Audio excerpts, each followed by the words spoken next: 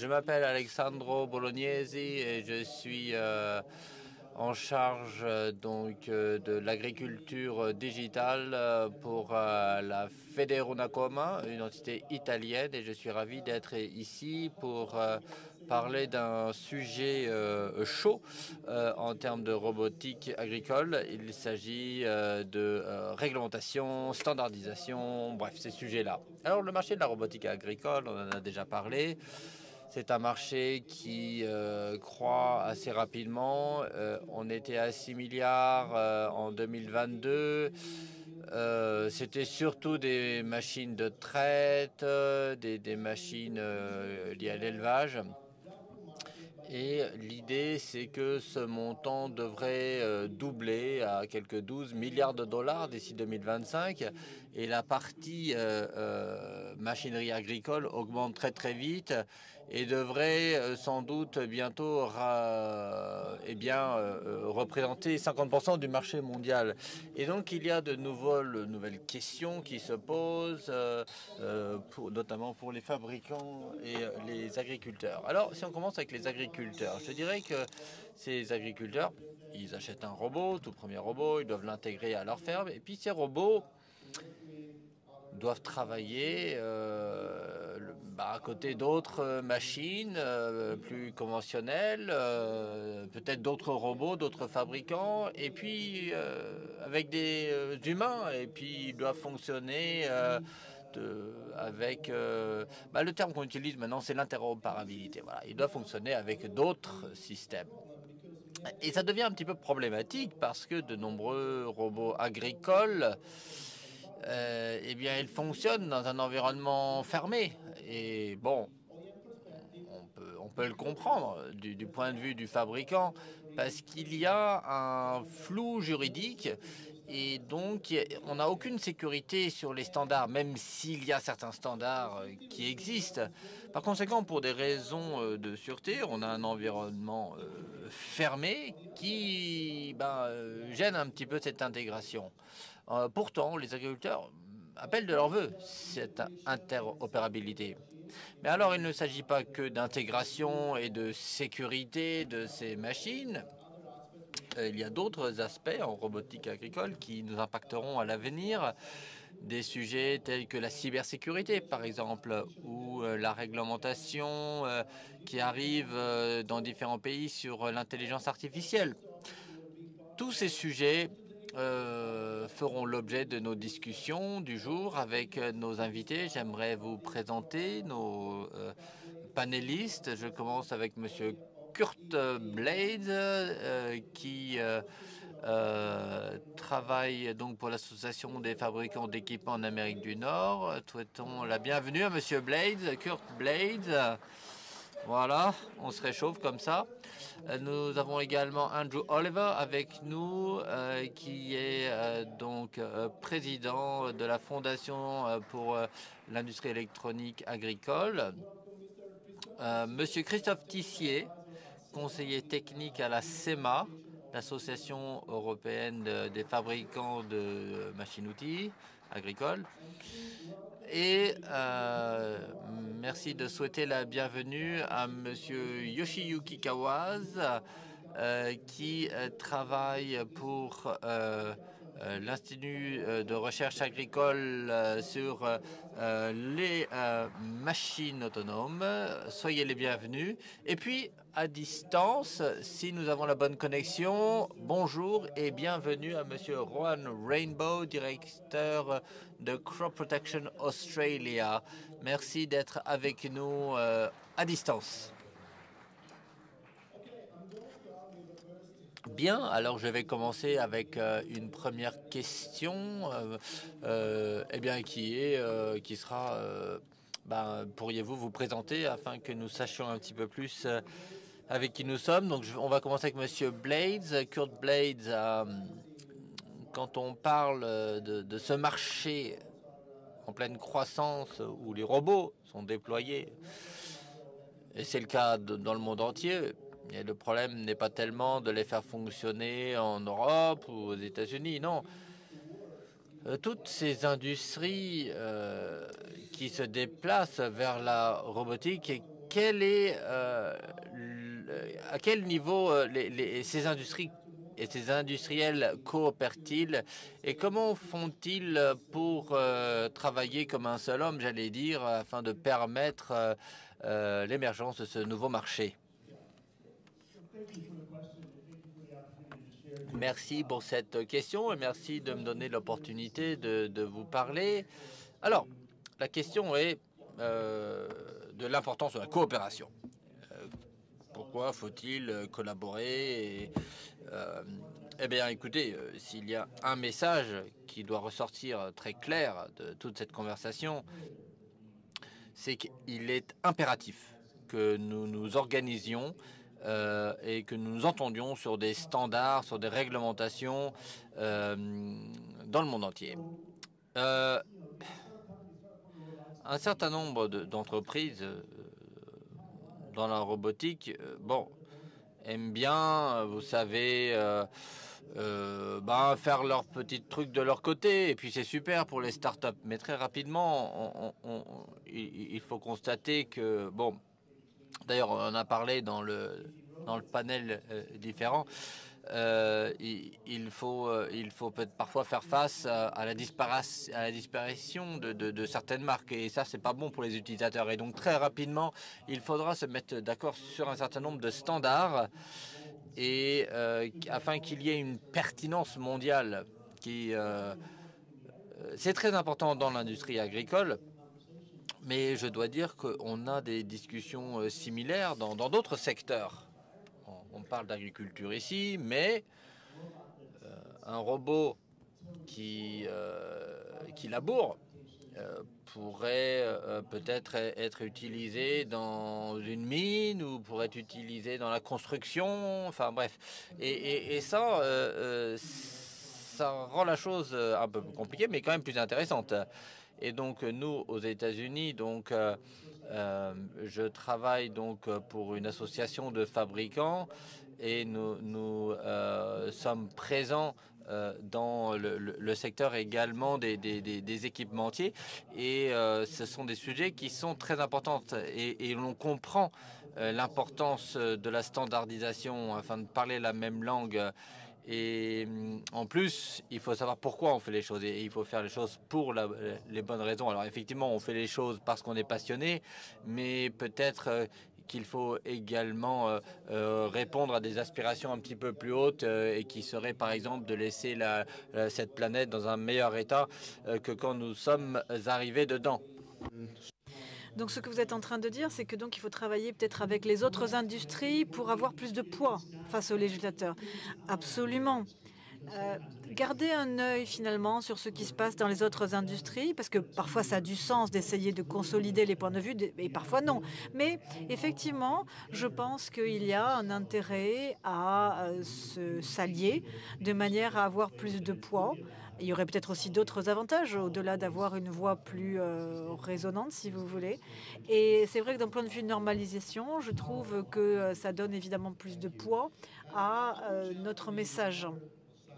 Je vais maintenant aller de l'autre côté du monde, littéralement jusqu'au Japon. Et je vais demander à notre collègue ici, je sais qu'en 2013, on s'est rencontrés lors d'une réunion au Japon. On a parlé des premiers dispositifs de semis, notamment du riz. Et je voulais donc vous poser la question suivante. Où en est la robotisation dans le monde agricole au Japon? De ces prototypes de 2013, qu'est-il advenu? Et comment la robotisation a-t-elle évolué ces dernières années au Japon?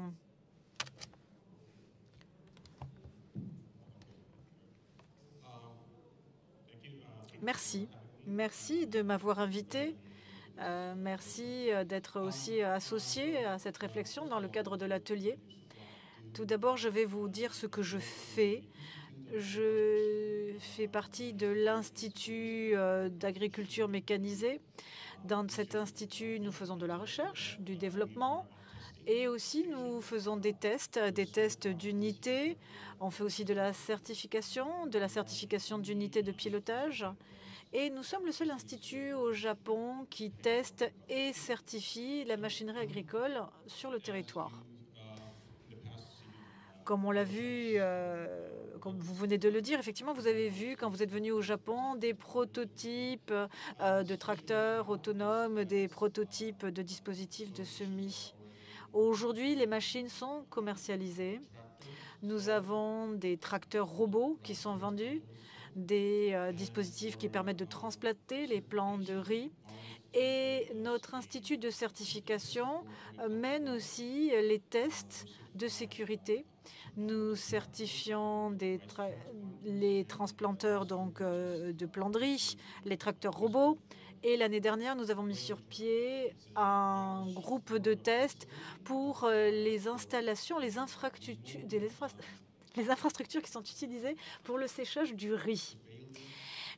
Donc c'est du test aussi pour tout ce qui est monitoring, surveillance. Donc sans le moindre doute, c'est une industrie qui est en croissance. Nous avons aussi beaucoup de tracteurs à conduite autonome, de transplanteurs. Et pour ce qui est des tracteurs certifiés, aujourd'hui, nous avons 4 modèles de tracteurs, 2 modèles de dispositifs permettant le transplant du riz. Donc un marché définitivement en croissance. Savez-vous combien de robots agricoles sont déployés au Japon à l'heure actuelle? Une idée du chiffre? Alors, je n'ai pas le chiffre exact, je dois l'avouer, mais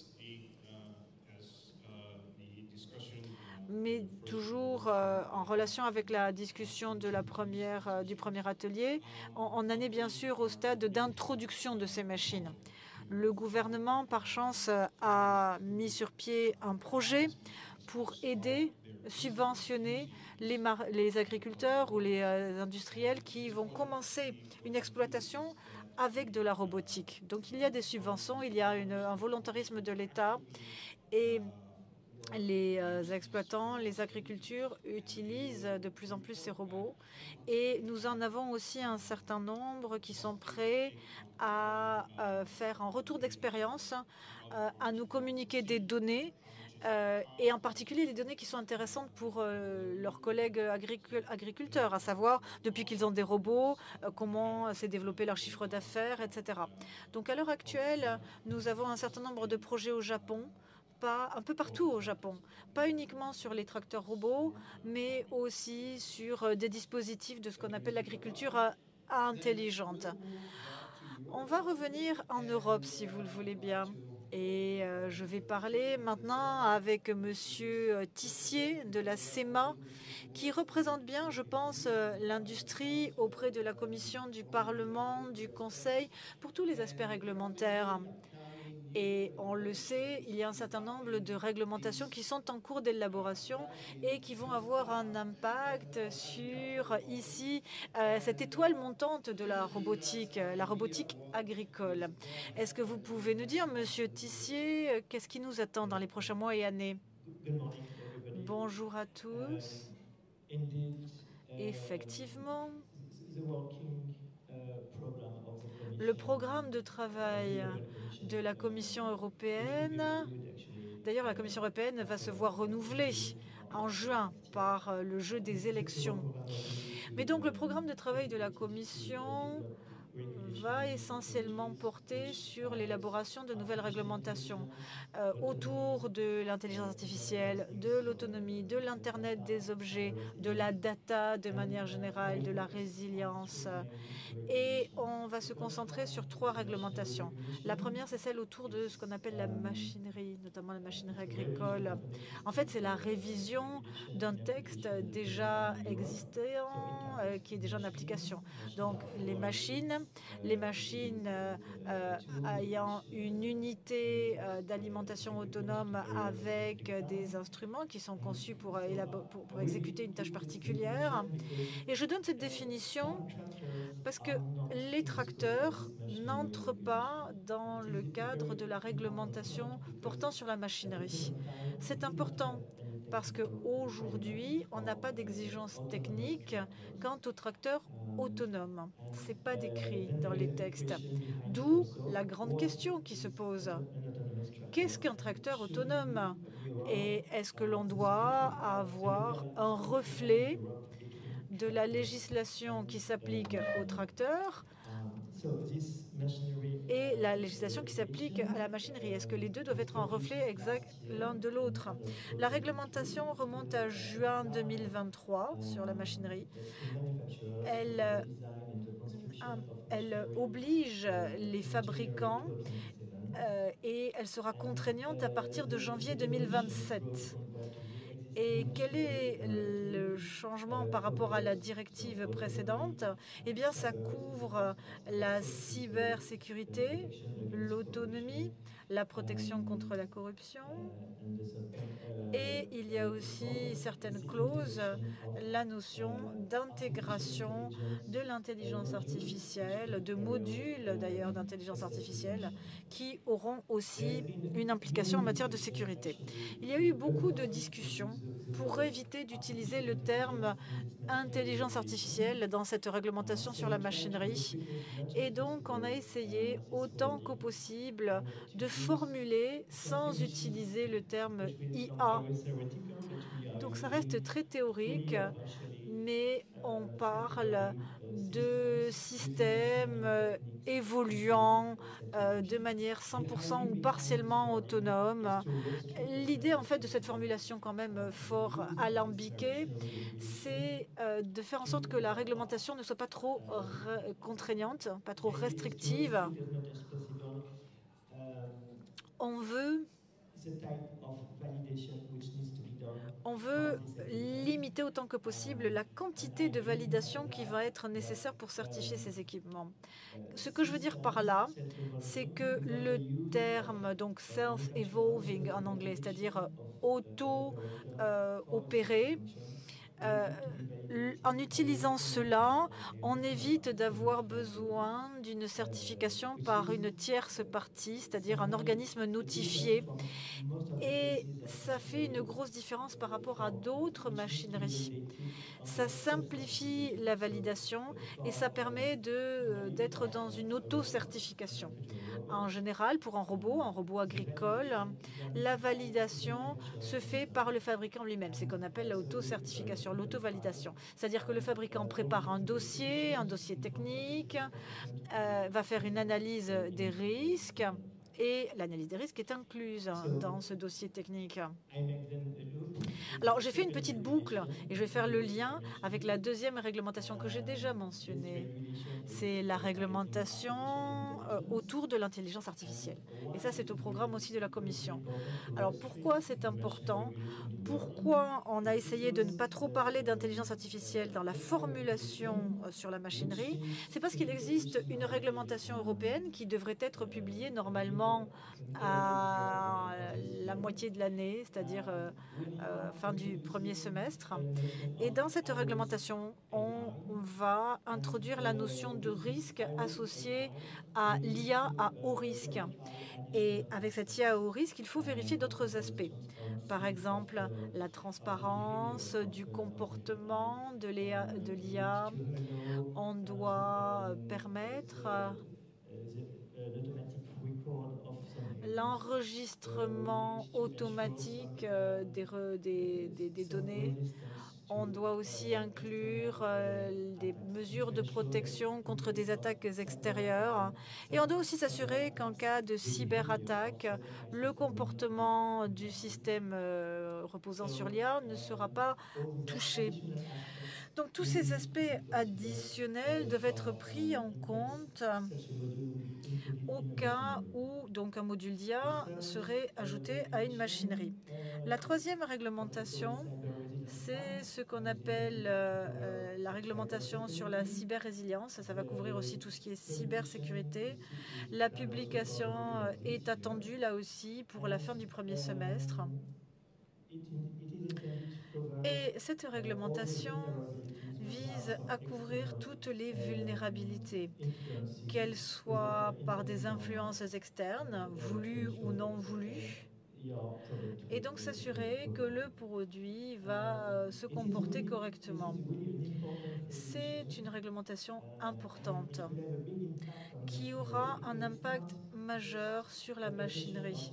Parce que ce n'est pas qu'une question de logiciel, ce n'est pas qu'une question de composants qui sont certifiés par le fournisseur.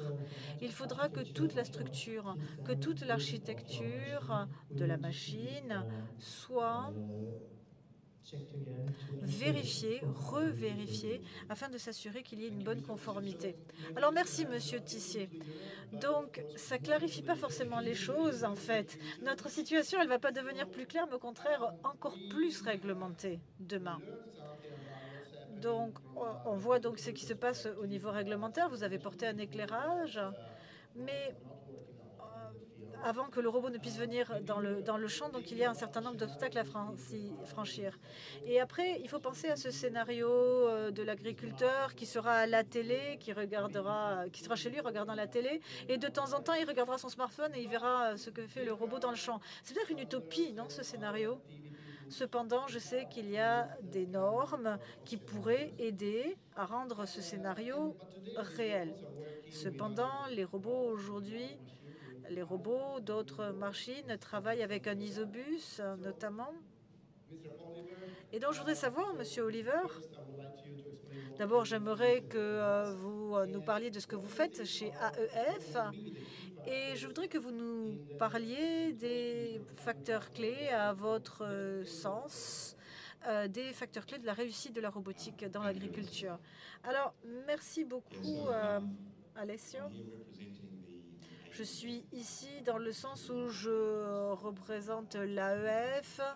Je suis le président de ce groupe qui a été créé en 2008. Alors, l'AEF, ça a été créé pourquoi à l'origine? Parce qu'il y avait un certain nombre de normes en matière d'électrocompatibilité, donc qui ont été élaborées dans la fin des années 90 et publiées en 2000. Et donc, des normes, la norme qu'on a ensuite appelée la norme Isobus. Et la beauté de cette norme, c'est que ça permet de développer, par exemple, de concevoir un tracteur. On va l'équiper d'un dispositif compatible Isobus et ensuite, on va pouvoir mettre n'importe quel outil à condition qu'il soit compatible Isobus sur n'importe quel tracteur. Et donc, on a pu avoir grâce à cela une interopérabilité. Et c'est le côté absolument fantastique, c'est que l'Isobus, c'était une promesse d'interopérabilité. Et avoir des composants électroniques sur des instruments, ça veut dire plus de précision et de l'agriculture de précision. Donc la norme Isobus, elle a évolué. On a eu des publications standards, mais au départ, quand ça a été publié, les choses n'étaient pas interopérables. Et donc, à partir de 2008, peut-être un petit peu avant, on a commencé à faire en sorte que deux associations professionnelles et des fabricants se réunissent en se disant, bon, il faut qu'on fasse quelque chose. Il faut qu'on élabore une association sur la base du volontariat pour faire en sorte que cette norme Isobus soit une vraie réalité. Et de là, donc de 2008 et au-delà, on a eu de plus en plus de fabricants qui nous ont rejoints. On est parti à 8 ou 9. Maintenant, on est à 280 fabricants qui participent à l'AEF. Et encore une fois, c'était sur la base du volontariat. Les entreprises choisissent d'être membres et choisissent d'envoyer les ingénieurs, d'envoyer les spécialistes du marketing de leur choix au groupe de travail. Et nos groupes de travail se rejoignent, ou se réunissent plutôt, pour travailler sur des questions de compatibilité qui ensuite sont documentées par le biais de réglementations en ligne directrice.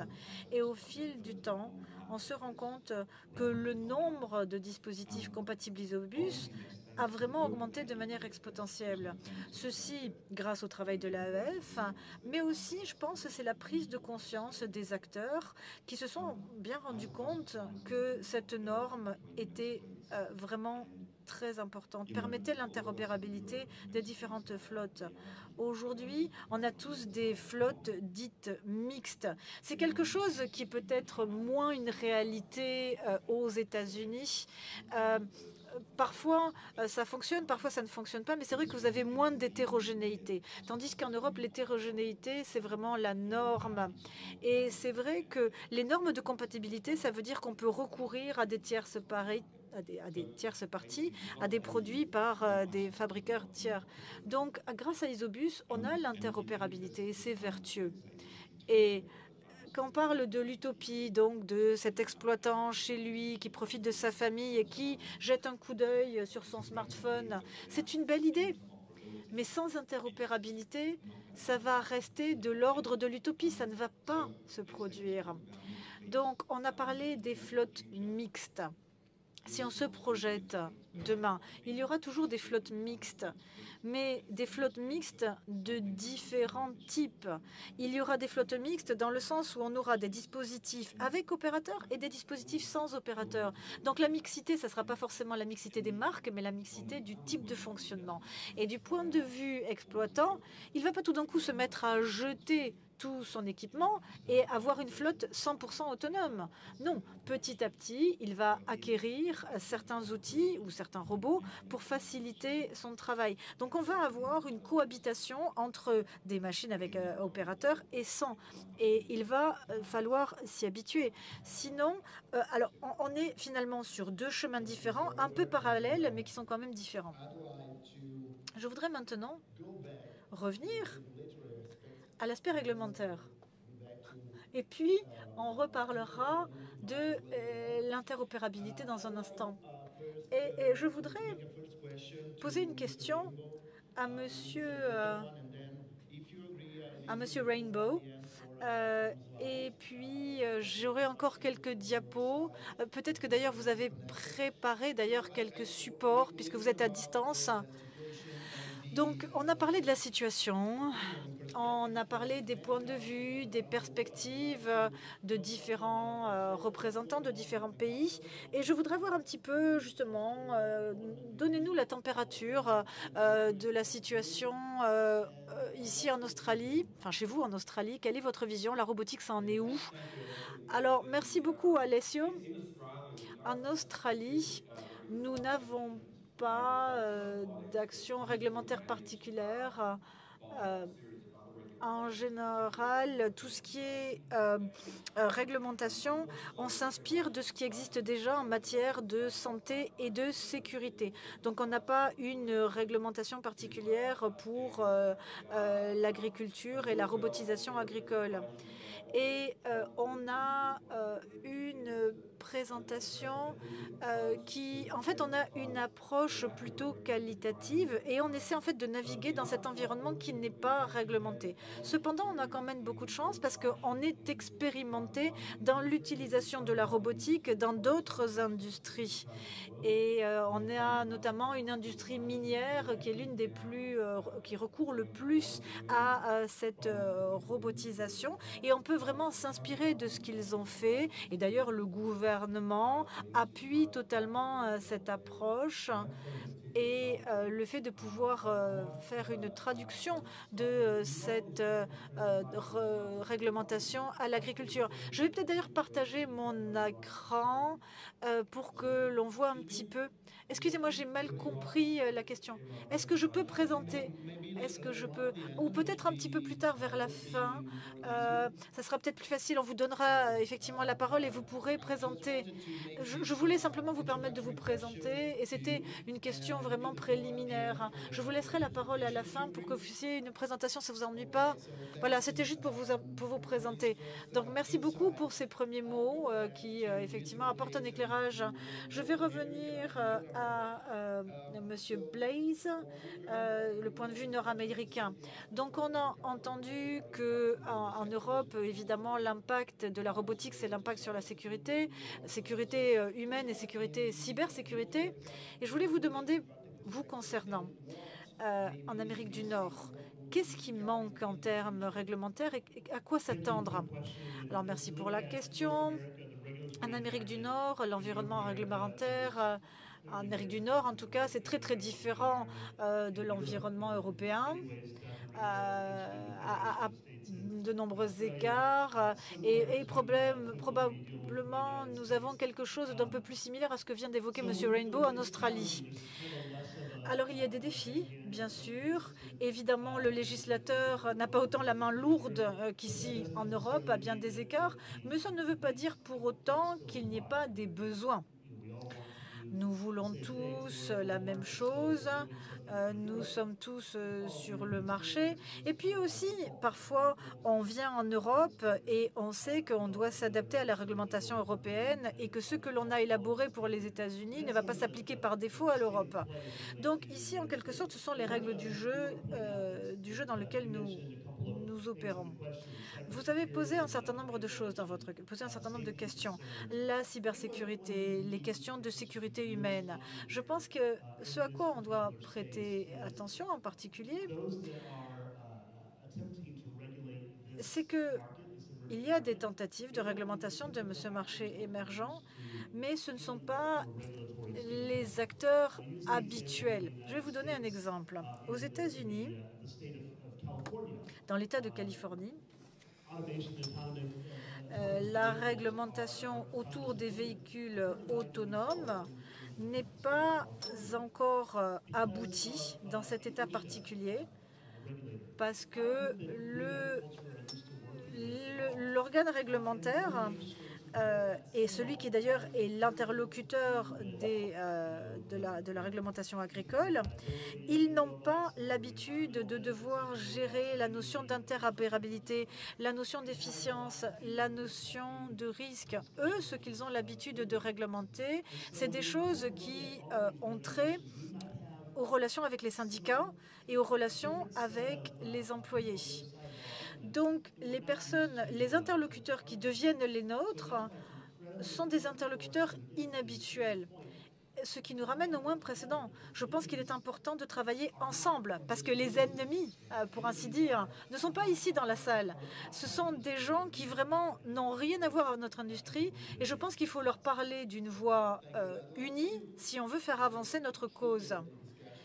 Oui, je pense que en fait, vous lancez la conversation en parlant de ce qui se passe en Californie. Est-ce qu'il y a des préoccupations quant à l'impact des robots sur la situation de l'emploi en Amérique? Alors, c'est une question difficile. Je vais essayer de répondre de manière suffisamment diplomate pour n'offenser personne. Est-ce qu'il y a des préoccupations par rapport à l'emploi dans l'agriculture en général aux États-Unis? Oui, je pense que tous qui travaillent dans l'agriculture ne peuvent qu'observer le manque de main-d'œuvre en agriculture. C'est presque un truisme. C'est quelque chose que vous avez dit. La robotisation, en fait, s'est développée justement par manque de main-d'œuvre, notamment dans l'industrie laitière. C'est là où on manquait le plus de main-d'œuvre. Et c'est vrai que de ce côté de l'Atlantique, je pense qu'on est aussi prêt à adopter notamment les robots de traite parce qu'il faut beaucoup de main-d'œuvre et la main-d'œuvre manque. Aux États-Unis, il y a beaucoup de choses qui sont faites à la main, notamment la cueillette de fruits et le désherbage. Et ça, souvent, c'est des tâches qui incombent à des migrants, à des travailleurs migrants. Donc, on est au carrefour de beaucoup de choses ici. Si on remplace un travailleur migrant par une machine, on va être confronté à des problèmes socio-économiques et à des décisions qui sont très impopulaires dans l'opinion. Et potentiellement, cela va avoir un impact sur la réglementation et la réglementation va tarder et va retarder la technologie pour des considérations socio-économiques. Et en effet, en Europe, on a aussi la question de manque de main-d'œuvre pour la récolte, pour la cueillette et finalement qui font écho à ce que vous venez de dire. Et pour continuer sur ce thème, je vais revenir à M. Tissier qui parlait de la sécurité du travail, qui fait partie des préoccupations de l'organe réglementaire et qui est aussi une préoccupation des exploitants. Quel est le point de vue de la CEMA? Quelle est l'activité de la CEMA du point de vue sécurité des travailleurs agricoles quand on va voir des robots dans les exploitations? Eh bien, écoutez, peut-être dans la réglementation, nous introduisons actuellement la notion de superviseur. Autrement dit, le travail doit être supervisé par quelqu'un. Et en plus de cette définition, nous avons également un certain nombre d'exigences quant aux fonctions de supervision. De quoi s'agit-il? Alors, en réalité, on a besoin de supervision uniquement quand la machine fonctionne en mode autonome. Bien. Alors, ces fonctions ne sont pas obligatoires. Néanmoins, on peut les utiliser sur une machine.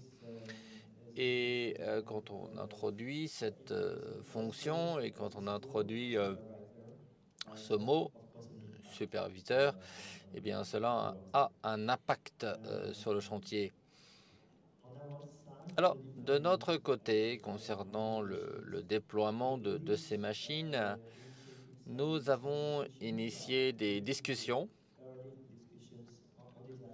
et nous sommes vraiment au tout début, mais on essaye un petit peu de suivre la réglementation sur les machines, puis on essaye de travailler, et puis bon, ça j'y reviendrai plus tard, mais on essaye de travailler sur un certain nombre de cas, et maintenant on essaye de travailler sur des exigences spécifiques pour des tâches spécifiques, et nous sommes en train de discuter d'un code de bonne pratique.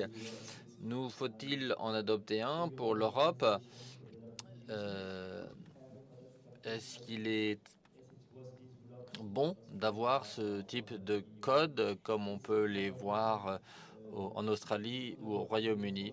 En tout cas, c'est ce que nous avons sur la table pour cette année et très certainement pour l'année prochaine. Merci, Monsieur Tissier. Alors, laissez-moi revenir aux standards et règlements, parce que on en a parlé à la SEMA également. On pourrait prendre comme point de départ les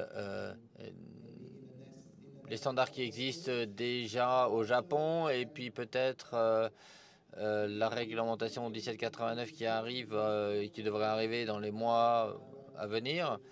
Mais est-ce qu'on pourrait utiliser ces règles, ces standards japonais pensez-vous que ça pourrait être une bonne base? Écoutez, merci beaucoup pour cette question. Alors, oui, enfin, au Japon, les tests sur les robots agricoles se cantonnent à la sécurité. On n'évalue pas la performance, c'est trop complexe. Nous, on s'intéresse à la sécurité. Avec l'ISO 4997, qui est en cours de révision actuellement, mais la dernière version est sortie en 2018 et depuis, les technologies ont évolué, les machines ont évolué également. Par conséquent, je pense que ces technologies seront, ces documents seront mis à jour pour coller aux technologies du moment, mais la règle des standards devrait aider les fabricants à concevoir des machines notamment concernant les aspects de sécurité. Très bien. Alors, la 84-97 ne concerne pas toute la machine, mais les fonctions, les automatismes. Et si je pense aux fonctionnalités, il y en a tellement. Hein. Il y a le TAM, hein, c'est les premiers pas dans notre secteur, c'est vraiment le tout début. Mais il y a différentes machines de différentes marques. Et puis, il y a d'autres fonctionnalités qui arrivent, qui pourraient convenir aux véhicules autonomes et aux robots agricoles. Est-ce que vous pourriez nous en parler? Oui. Eh bien, écoutez, merci Alessio. Un des objectifs principaux de l'AEF, et on devrait considérer que nous avons fait un bon travail si l'on rend la norme ISO compréhensible, parce qu'effectivement, c'est des centaines de pages à chaque fois, et si quelqu'un veut acheter un produit ISO, en fait, bah oui, la bonne question qu'il faut se poser, c'est qu'est-ce que c'est que tout ça? Et donc, nous avons essayé de rendre les choses simples sur le plan de la communication. Et donc, nous avons mis en place ce concept, la fonctionnalité, et donc on a la norme ISO fonctionnalité. Bon, c'est assez curieux, mais voilà, ce sont des ingénieurs qui essayent de mettre un chapeau de commercial. Mais l'idée, c'est que quand vous voyez ce carré bleu, vous savez que vous avez une fonctionnalité universelle. Et donc, ça peut vous aider. Et donc, normalement, si on branche ces deux outils sur un bus ISO, alors ça devrait fonctionner. Et donc, oui, nous avons développé une base de données pour voir un petit peu quels sont les produits et quelles sont les fonctionnalités certifiées. Et pour remplir la base de données, il faut passer un test, réussir un test de conformité avant que le produit ne soit certifié. Donc, on a essayé de voir la chose dans son ensemble et d'avoir quelque chose d'intéressant sur le plan marketing et qui soit attractif.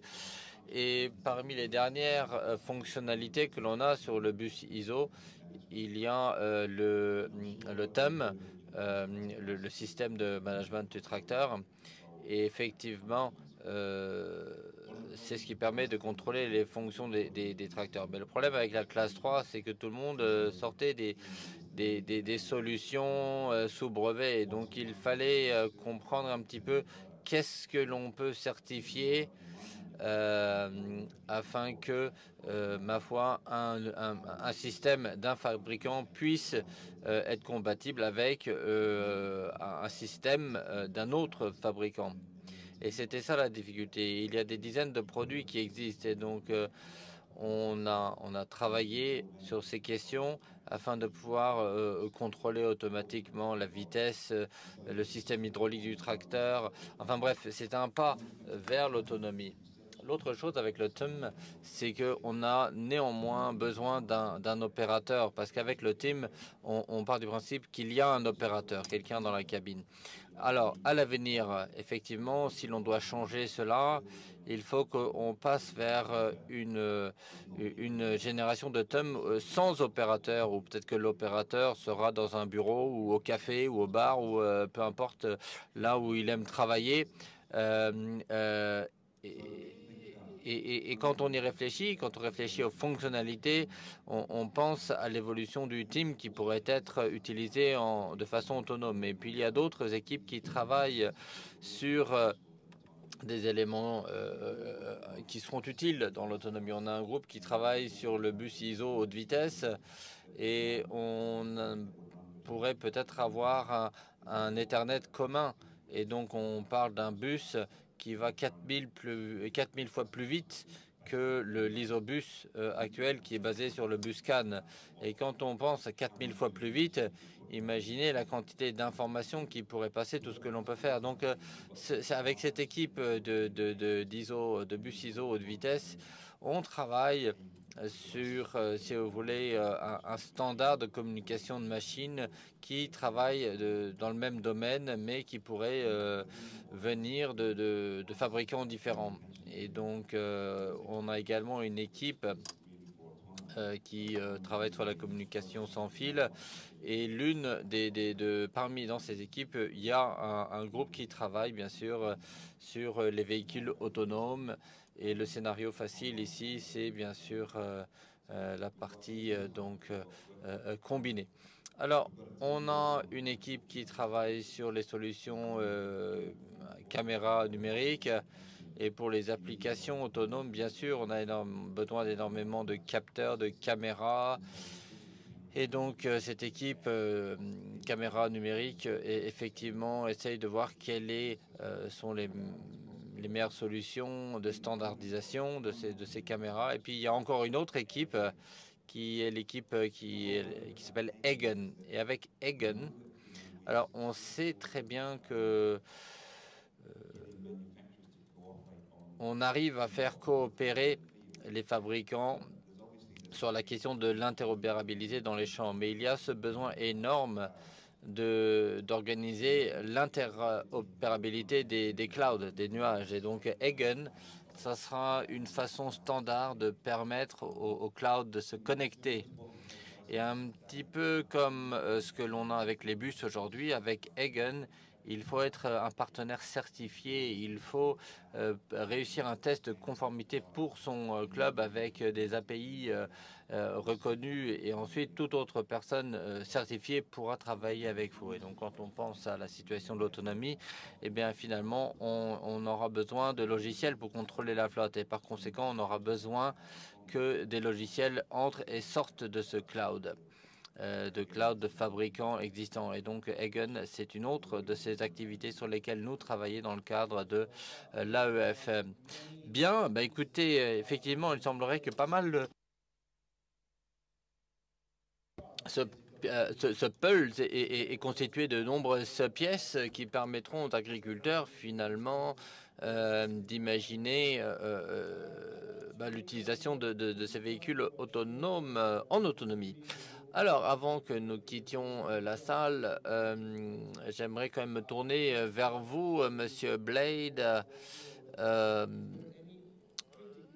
Il y aurait-il des aspects critiques que vous avez détectés concernant la sécurité ou peu importe ce que ça peut être, hein.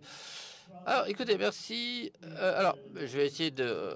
on peut réagir de plusieurs façons à votre question, hein, mais j'aimerais peut-être rebondir sur ce que Andrew vient de dire. On tourne autour de ce thème central de la collaboration. On doit travailler ensemble. Et il est impératif que nous puissions travailler ensemble. Parce que, bon, je viens des États-Unis. Petite histoire, je viens des États-Unis. J'ai oublié mon chargeur à la maison, vous savez, pour pouvoir brancher mon ordinateur. Et alors, je me disais, mais est-ce que ce serait pas super quand on voyage dans un avion, par exemple, on n'a pas besoin de partir avec un chargeur et un câble pour chaque pays. Ça paraît logique, non? Qu'il y ait, je sais pas, qu'il y ait des standards tels que finalement les choses soient simples. Et donc maintenant, il faut qu'on commence à réfléchir aux standards, à l'opérabilité, utiliser des cadres, comme Andrew l'a dit, et arriver à faire en sorte que tout ceci fonctionne. Et donc ma requête, ma demande, surtout pour ceux qui sont dans des startups ou dans les OEM, il faut qu'ils collaborent autant que possible, ces équipementiers, et arriver à mettre en place des plateformes uniques. Alors effectivement, il y a la plateforme de l'AEF que nous soutenons. Et il semblerait effectivement que ce soit la bonne plateforme, mais il est essentiel qu'on ne soit pas ces loups solitaires, parce que finalement, c'est l'agriculteur qui en paiera le prix en fin de compte. Alors effectivement, ça pourrait être un message pour les startups, pour les jeunes entreprises, de commencer hier, pas aujourd'hui, parce que sinon c'est trop tard. Oui, effectivement, quand on pose la question, quand est le meilleur moment de planter un arbre, c'était hier. Et le deuxième meilleur moment, c'est aujourd'hui. Et donc effectivement, c'est ce qu'il faut faire. Idéalement, on l'a déjà fait. Et si on l'a pas déjà fait, eh on a intérêt à s'y mettre. Bien, autre question. En termes de robotique, ces véhicules autonomes doivent-ils aller sur les routes? Ces véhicules, on les utilise dans les champs, mais la grande question, c'est qu'en est-il de la circulation sur la voie publique? Qu'en est-il au Japon et comment voyez-vous les choses là-bas? Au Japon, nous avons des tracteurs et des véhicules autonomes. Et les véhicules autonomes, il faut les conduire au champ. Un véhicule autonome ne peut pas fonctionner de façon autonome sur la route. Il doit être conduit par quelqu'un. Et donc, sur le champ, dans les champs, il peut travailler de façon autonome, mais on a besoin d'un opérateur à côté du champ pour s'assurer que tout aille bien. Alors, les situations peuvent varier d'un pays à l'autre. Quelle était la question d'ailleurs? Excusez-moi. Au Japon, quelle est votre approche de la conduite des véhicules autonomes sur la voie publique? Ah oui. Alors, en ce qui concerne l'efficacité, il est mieux pour le tracteur de rouler de façon autonome. L'idéal, la situation idéale, ce serait en termes d'efficacité, ce serait que le véhicule prenne la route et aille travailler et puis revienne. Mais le problème, c'est que sur la voie publique, il y a des voitures. L'industrie des tracteurs est relativement petite comparée à l'industrie automobile et donc cette réglementation WP29 régit ces situations. Et donc je pense qu'il sera très difficile pour les fabricants de tracteurs de suivre les standards selon lesquels les véhicules sont construits, les voitures, les voitures de personnes. Et donc, bon, c'est un travail en cours, mais c'est très difficile. C'est très, très difficile, à mon sens. Une tâche très, très difficile, je pense. Mais oui, je pense qu'on doit aller dans ce sens. Et l'un des points que j'aimerais soulever ici, c'est qu'il y a de nombreuses réglementations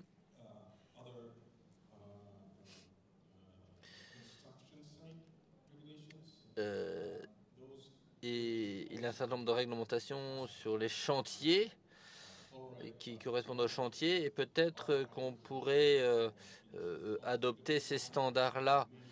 Alors, on ne veut pas trop multiplier les standards, on veut vraiment une certaine uniformisation. Et par conséquent, oui, nous devons travailler ensemble aussi vite que possible, aussi tôt que possible. Eh bien, très bien, le message c'est travailler ensemble, y compris avec les autres industries.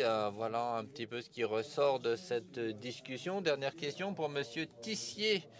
Alors, effectivement, on a parlé de travailler ensemble, mais comment voyez-vous la standardisation dans le nouveau cadre réglementaire? Alors, j'aimerais commencer par dire une chose. Il y a une distinction entre une réglementation et une standardisation. Une réglementation, enfin, à mon sens, je suppose que c'est la chose pour tout le monde, un règlement s'applique à tout le monde. Ça peut être très général, mais c'est obligatoire. Un standard, c'est une solution. En règle générale, l'approche, la base est volontaire.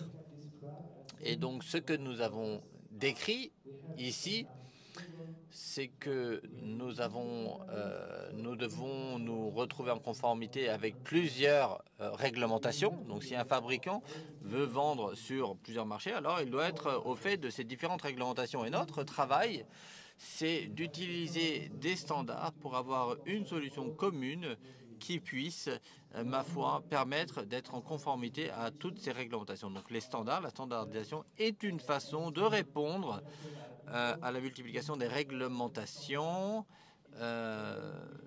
et ces standards donc doivent intégrer cette approche. Ceci étant dit, nous avons, enfin, il y a deux aspects ici. Tout d'abord, il y a le travail avec d'autres organisations. Ce ne sont pas que les fabricants européens qui travaillent sur ces robots. Et donc là, on parle de fonction autonome. Mais non, nous avons donc un certain nombre de travaux. Et donc nous travaillons avec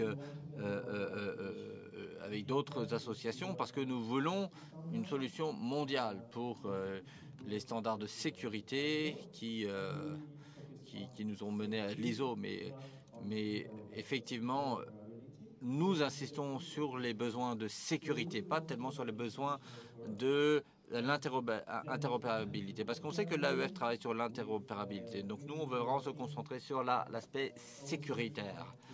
Et donc nous, on travaille sur les exigences générales de sécurité des fonctions autonomes. Donc c'est la série des ISO 84-97. On espère que le texte sera adopté cette année, Mais sur la base de ce standard, nous avons travaillé sur un certain nombre de cas d'usage. Le cas d'usage principal que nous ayons identifié, enfin, nous avons identifié un certain nombre de cas d'usage, comme le travail de la terre, les pulvérisations. Et donc, nous devons réaliser des évaluations tous ensemble, car effectivement, il y a des nouveaux venus dans ce processus et nous faisons face à de nouveaux problèmes. Et donc, il fallait avoir une évaluation du risque afin que tout le monde se mette d'accord sur l'état des lieux. Et à partir de là, on peut commencer à travailler sur une proposition de cahier des charges qui sera validé par l'industrie et ensuite la proposer à l'ISO où on pourra confronter ce travail à d'autres participants. Et bien oui, effectivement, ça fait beaucoup de travail. Et pour ce faire, nous avons besoin de l'aide de tous les industriels ici présents pour pouvoir permettre ce travail de standardisation. AEF existe depuis 15 ans. Oui, c'est ça, créé en 2008. Je crois que nous avons ici une nouvelle étape qui est le travail sur l'automation. Alors, comment l'AEF se penche-t-elle sur ces questions? Ah, oui. Écoutez, je pense que l'on peut dire que du point de vue de l'AEF, nous avons observé cet espace pendant un certain temps. On a pu voir comment l'industrie se met en marche. On a pu voir un certain nombre de technologies se créer. Et puis, on s'est posé la question, est-ce qu'il faut vraiment créer une équipe au sein de l'AEF qui étudiera l'aspect autonomie? On y a déjà pensé depuis quelque temps. Nous avons eu un certain nombre d'ateliers, l'un fin mars, l'autre à la mi-2022. C'était à votre siège d'ailleurs. Et on a invité un certain nombre d'industriels pour nous expliquer un petit peu ce qu'ils faisaient en termes d'autonomie. Et le premier atelier s'est penché sur les aspects organisationnels des entreprises. Et pour le deuxième atelier, on a appelé des fabricants. On leur a demandé un petit peu comment eux voyaient les choses. Et donc, il y a eu cet atelier. Il y avait 40 personnes. C'était en novembre dernier quand on s'est rencontrés.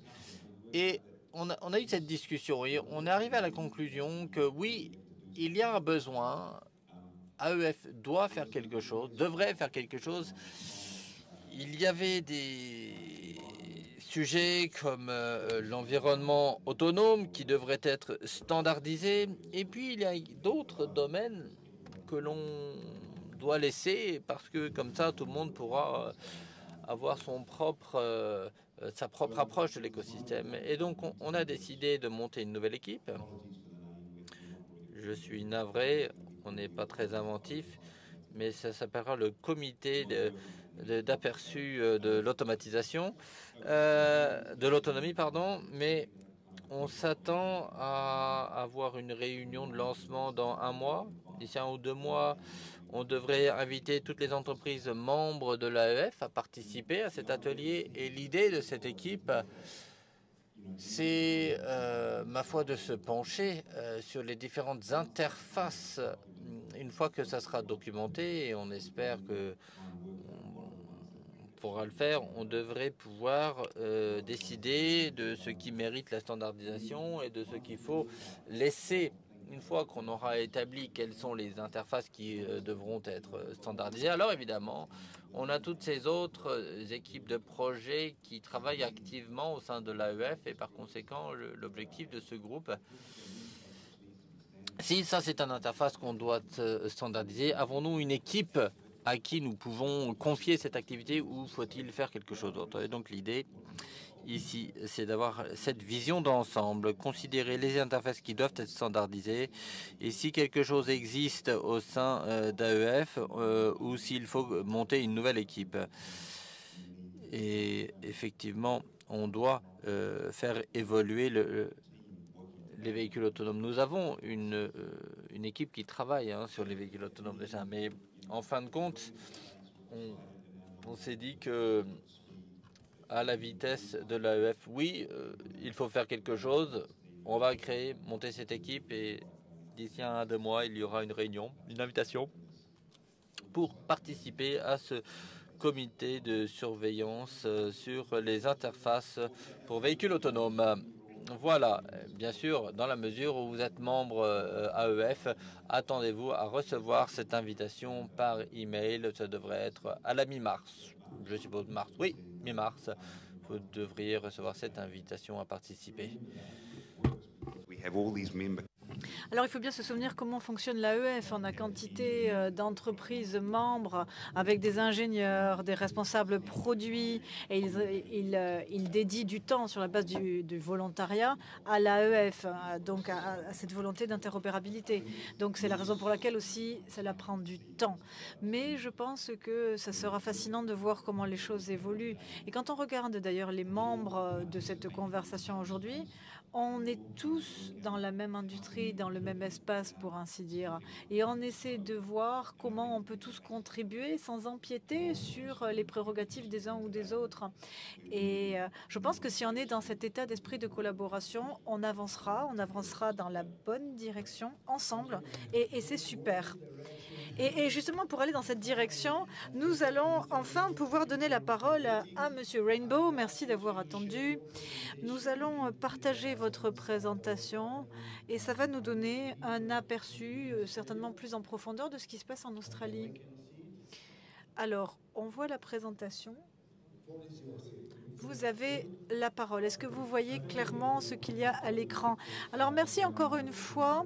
Désolée de ne pas avoir pu venir en personne, mais je voulais vous faire part de la situation de l'autonomisation des exploitations.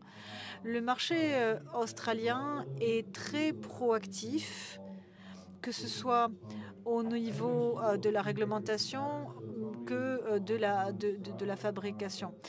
Je vous l'ai dit, en Australie, le marché est prêt à cette autonomisation. Il y a vraiment une volonté, en particulier dans l'industrie céréalière et dans les exploitations de grande taille. Et bien évidemment, nous avons un grand nombre des fabricants australiens et étrangers qui sont actifs ici et qui veulent travailler au code de pratique avec une forme d'autonomie. En fait, il faut travailler dans le cadre d'un manque de réglementation. Et pour faire suite à la discussion de ce matin, comme on peut bien imaginer, on veut essayer de se pencher sur des thèmes clés, notamment la gestion des risques opérationnels. Le code de pratique à l'heure actuelle, c'est que en général, le dispositif doit être déplacé manuellement de parcelle en parcelle, mais ce n'est pas toujours facile parce que certains de ces robots n'ont pas de cabine de pilotage et il faut déplacer des machines qui sont extrêmement grandes, extrêmement lourdes, et ceci donc de parcelle en parcelle avec un véhicule. Ici en Australie, pour qu'un tracteur puisse rouler sur les routes conventionnelles, si vous voulez, il a besoin d'une autorisation. Donc on a un certain nombre de contraintes à ce niveau-là et ça fait l'objet de discussions. On a aussi des discussions quant à... on sait que 65% des tracteurs en Australie autonomes sont utilisés pour la vaporisation de pesticides. C'est un chiffre très important. Et évidemment, on a aussi des contraintes par rapport à la météo. Et c'est vrai que ça pose des contraintes de savoir si on va pouvoir réaliser cette opération de manière autonome à distance en fonction de la météo, encore une fois. Et par conséquent, il y a des risques de sécurité aussi bien pour l'opérateur que pour les personnes à proximité des parcelles. Et on a des réglementations quant à l'application des pesticides en Australie que l'on doit respecter également. Par ailleurs, les autres points de conversation, c'est on doit manipuler, modifier les équipements autonomes de manière à ce qu'ils se conforment à un certain nombre de choses. Et la réglementation, bien sûr, et en tout cas la responsabilité, dépend de l'intégrité de l'équipement qui ne doit pas être modifié. Après, un autre point très important qui fait l'objet de discussions avec aussi les équipementiers, on a aussi un groupe de travail d'ailleurs, c'est tous les aspects robotiques et c'est la gestion du feu et la gestion des potentiels incendies. Comme vous vous en doutez, les graves incendies ont fait les gros titres récemment parce que nous y sommes sujets en Australie et par conséquent, dans le cadre de véhicules qui seraient autonomes sur les parcelles, il faut qu'il y ait une prévention des incendies très importante. Il y a des capteurs actuellement embarqués, mais qui semblent ne pas être suffisants dans le cadre comme ça de graves incendies. Enfin, le dernier point qui fait l'objet d'une discussion, c'est le rapport des incidents auprès du ministère, notamment auprès de certaines entités et voire auprès notamment d'agences de surveillance comme on le disait, par rapport aussi à l'inclusion de l'intelligence artificielle, il faut voir qu'est-ce qui peut être fait en matière de rapport des incidents. J'ai encore une paire de diapositives, puis ensuite j'ai fini ma présentation. Je vous parlais donc d'un code de pratique pour les machines utilisées dans le champ. Ça n'inclut pas ce code de pratique ce qu'on va faire de ces dispositifs s'ils doivent rouler sur les routes principales. Il faut pouvoir ici voir qu'est-ce qui va être fait suivant si l'équipement est en autonomie ou avec un opérateur et les risques éventuels aux citoyens. On fait référence dans ce processus à un certain nombre, notamment d'autres réglementations auxquelles il est fait référence ici, notamment certaines règles de pratique. Cette discussion a fait l'objet de beaucoup d'intérêt par les différentes parties prenantes, des gens qui sont prêts à partager leurs connaissances et leurs enseignements. Et en fait, l'idée est de voir que faire quand la technologie va devenir de plus en plus largement répandue. On essaie de voir aussi ce qui peut être traduit ou transféré directement d'autres réglementations appliquées, par exemple, aux véhicules autonomes. Et donc, le code de pratique que nous nous efforçons de mettre en place comprend l'ensemble de ces chapitres et de ces appendices, donc quelque chose quand même de très complet. Et on essaie finalement de mettre en place quelque chose en partant de zéro. Nous avons incorporé des enseignements d'autres parties prenantes, notamment la communauté scientifique, les fabricants. Et nous avons plus d'un demi-million d'hectares aujourd'hui qui bénéficient de l'aide de robots, donc d'une forme de robotisation. Donc on a quand même déjà des enseignements qui ont pu être tirés de cette pratique. Et il me semble très important d'élaborer ce code de pratique en parallèle de ce qui existe déjà et d'impliquer un maximum de parties prenantes à l'élaboration de ce nouveau code de pratique. Mais je pense aussi que ce qui est important, c'est d'être transparent, aussi bien au niveau national qu'international. Et on est toujours prêt à parler à nos homologues internationaux, aux représentants des organisations internationales, pour voir comment partager au mieux les enseignements. Mais je pense que ce code de pratique réussira s'il y a un véritable partenariat, une véritable volonté de coopération entre les différentes parties prenantes, la communauté bien sûr des agriculteurs, la communauté aussi des fabricants. Donc je termine ma présentation très rapidement ici en invitant encore une fois la salle à me poser des questions. Merci beaucoup.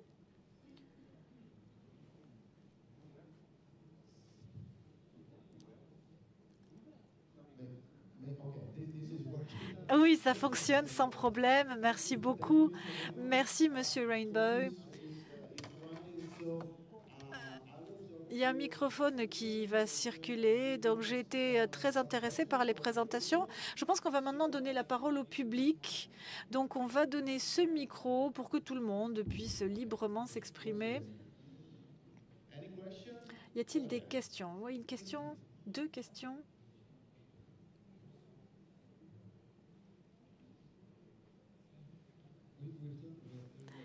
On a beaucoup parlé de réglementation, de contraintes. Mais au niveau de l'Union européenne, il y a des réglementations qui vont venir, mais qui sont plus incitatives autour de la robotique, notamment les réglementations autour de l'utilisation pour le travail des sols. Et il y aura peut-être donc du coup une incitation à changer des protocoles conventionnels aux protocoles mécanisés. Vous pouvez répéter un peu plus fort peut-être, parce que je pense qu'on n'a pas tous bien compris. On a beaucoup parlé de contraintes, de réglementation de manière négative, donc de la réglementation négative. Mais au niveau de l'Union européenne, il y a aussi une réglementation imminente sur le travail des sols et ça pourrait être une incitation pour les exploitants à passer à la robotique plutôt que continuer d'utiliser les méthodes conventionnelles. Donc je voulais avoir votre point de vue sur l'apport positif des réglementations, notamment sur le travail des sols. Est-ce que quelqu'un veut répondre? Alors, je pense, pour peut-être réinterpréter ce qui a été dit, la réglementation qui peut avoir aussi un rôle incitatif pour et donc inciter les exploitants à adopter de nouvelles technologies pour des raisons peut-être de durabilité ou pour d'autres raisons. Et effectivement, je pense qu'il faut faire preuve de prudence. Il y a beaucoup de réglementations qui nous sont opposées, à nous, industriels, qui sont en relation avec la durabilité, avec des questions sociétales.